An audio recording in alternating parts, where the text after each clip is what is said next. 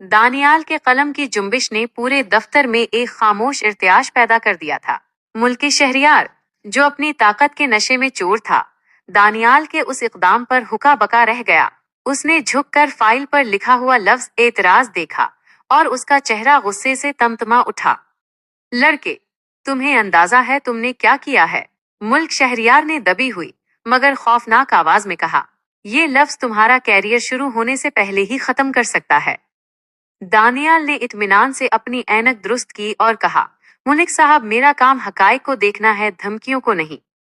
अगर सड़क नहीं बनी तो अदायगी का सवाल ही पैदा नहीं होता। मुलिक शहरियार गुस्से में पीर पटकता हुआ बड़े साहब मिस्टर जावेद के कमरे की तरफ बढ़ा। थोड़ी ही देर बाद दानियाल को बुलावा आ गया। मिस्टर जावेद अपने बड़े से चमड़े के सोफे पर बैठे थे और उनके सामने मुल्क शहरियार सिगार पी रहा था। दानियाल, ये क्या बदतमीजी है? मिस्टर जावेद ने फाइल मेज पर पटकते हुए पूछा। तुम्हें यहाँ सिस्टम चलाने के लिए रखा गया है, इसमें रोड़े अटकाने के लिए नहीं।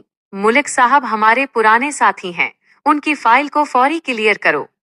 दानियाल ने अदब से जवाब दिया, सर, मैंने मौका का मुआयना करने की शर्त रखी है।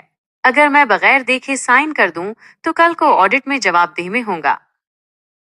मिस्टर जावेद ने तंजिया हंसी हंसते हुए कहा, ऑडिट हम संभाल लेंगे, तुम बस साइन करो। दानियाल ने देखा कि इसका अपना अफसर भी इस करप्शन में बराबर का शरीक है। उसने एक गहरा सांस लिया और फैसला कर लिया कि वो पीछे नहीं हटेगा।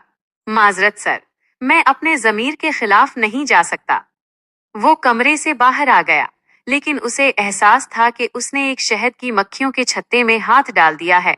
शाम को जब वो दफ्तर से घर जाने के लिए निकला तो उसे महसूस हुआ कि 2 मोटरसाइकिल सवार उसका पीछा कर रहे हैं।